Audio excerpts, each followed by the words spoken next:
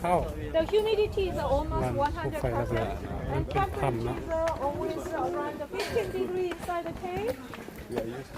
So it could be a little bit cold.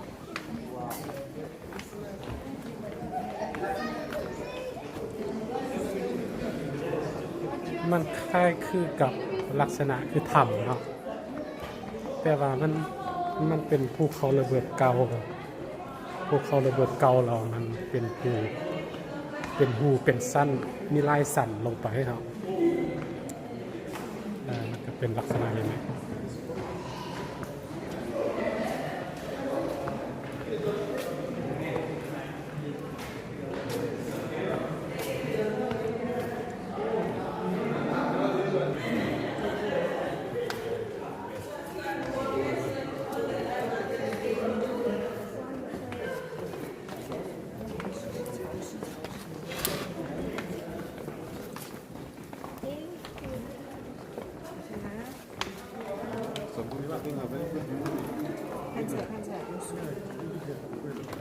อ๋อคือสเตล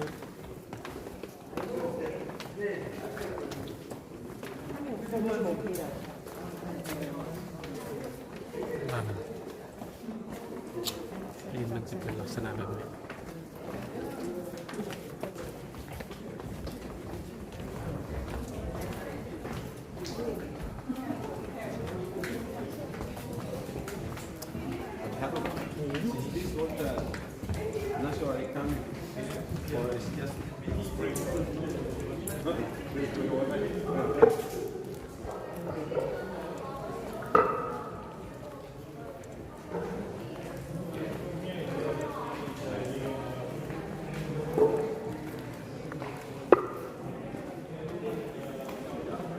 อากาศเย็นน้ำหนาวอยู่ทางไหนเนาะคือกับเราเข้าไปในถ้ำลึกๆอยู่บ้านเราแล้วอากาศมันจะเย็นเนาะเป็นห้องหอยของภูเขาไฟระเบิดเวลามันระเบิดแล้วมันเป็นหูมันเป็นถ้ำแล้วก็จะหันเป็นแหล่งท่องเที่ยวโลกทางด้านธรรมศาสตร์เนาะ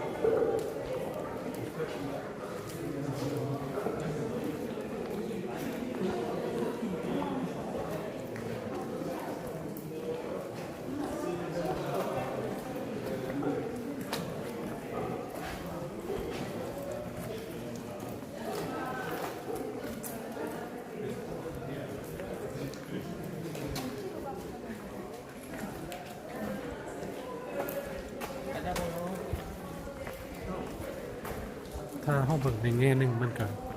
บ่แปลกที่ว่าเพราะว่าอยู่บ้านเฮานะมันทำมันหลายมันมีทั้งหลายวอนเนาะที่ว่าใครคือจังซี่แต่ว่าที่สิ่งที่มันแปลกก็คือว่ามันบ่แม่นทำแบบเกิดธรรมชาติทำแบบดึกดำบรรพ์แต่ว่ามันเป็นห้องหอยมันเป็นคลองมันเป็นภูที่ว่ามันเกิดจากการภูไฟระเบิดแล้วมันเป็นหูแบบนี้ครับดินมันก็ยังต่ำอยู่หินมันยังต่ำแบบเอาไฟเผาไฟถึงไฟไหม้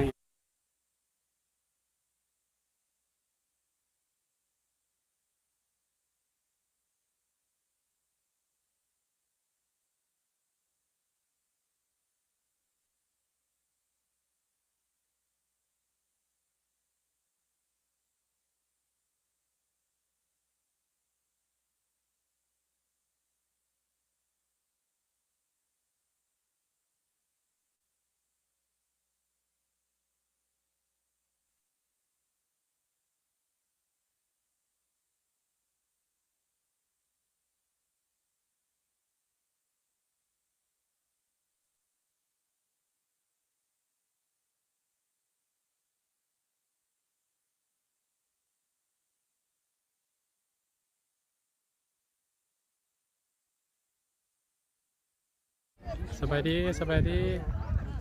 ตอนนี้อยู่ภูเขาไฟเก่าเนาะภูเขาไฟเก่าภูเขาไฟสมเนาะที่ว่าเป็นภูเขาไฟที่ว่าได้รับรองเป็นมรดกโลกเนาะก็ถือว่ามันสวยสดงดงามมันก็ มันจะยังเห็นห้องห้อยของที่ว่ามันแตกจากภูเขาไฟตะกอนเนาะประมาณนี้อยู่ทัศนธรรมศาสตร์งามเลย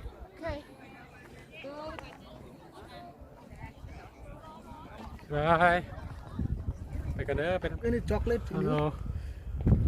ตอนนี้เรากำลังจะขึ้นภูตัวนี้เนาะคือมันเป็นเส้นทางขึ้นภูเนาะเรากำลังจะขึ้นอยู่ทั้งภูนี้เป็นยังไงแล้วเขาจะถ่ายไม้ฮอดบนเนาะตรงนั้นก็เป็นทะเลอยู่ตรงนั้น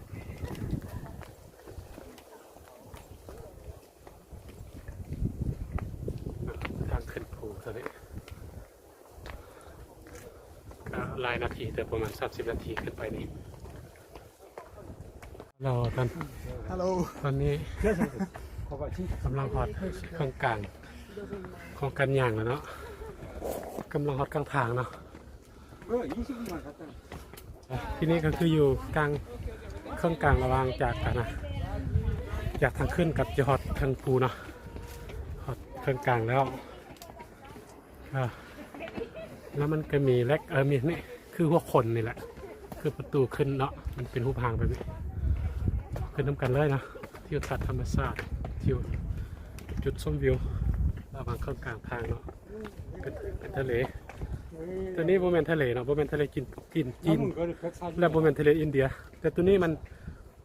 เป็นมหาสมุทรแปซิฟิกเนาะมหาสมุทรแปซิฟิกอยู่ระหว่างกลางของประเทศญี่ปุ่นกับเกาหลีใต้เนาะก็ประมาณนี้น้ำทะเลกับพื้นดินเนาะมันอยากต่ำเนาะเจ้าสันหลักก็เจ้าจึงมีคู่กันน้ำเพื่อบ่ให้น้ำเขื่อนบ่ให้ขึ้นที่ว่าแห้งจากมหาสมุทรตัวนี้ทางเขาในเมืองเนาะงามบิลีเนาะธรรมชาติงามบิลี Our bus is there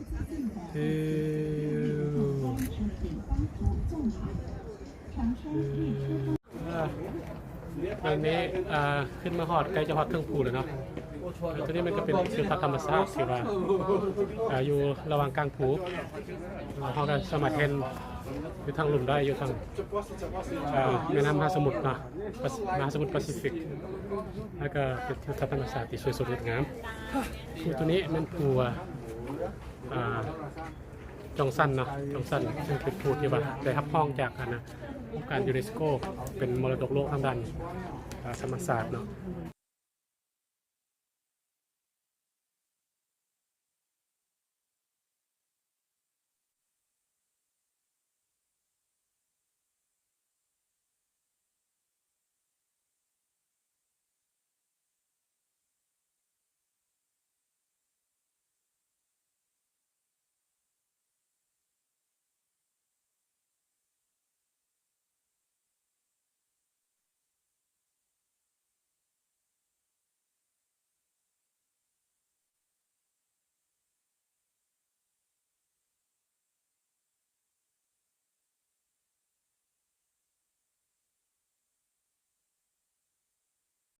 นี่ก็เป็นจุดหนึ่ง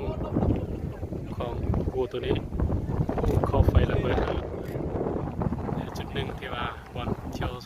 ชมวิวที่ว่าสวยสดงดงามมากเราสามารถลงตามคันได้ลงไปหอดน้ำทะเลน้ำมหาสมุทรลงไปหอดทางนั้นไปได้เนาะมีวันให้ยากแล้วก็มีเรือบริการให้ขี่เนาะสามารถใช้บริการได้สามารถขี่ได้